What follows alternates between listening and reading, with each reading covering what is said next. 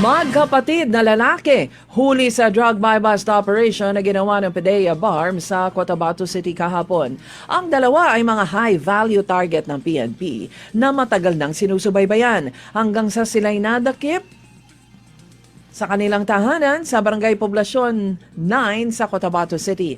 Ayon sa PDEA BARM, nakumpiska din sa mga sospek ang isang sniper rifle, isang handgun, mga bala at 3 M79 grenade launcher, financial documents at pati na mga ID. Ayon sa opisyal na pahayag ng PDEA BARM, kabilang ang dalawa sa high-value targets dahil sa lawak ng kanila'y umano'y operasyon sa iligal na droga.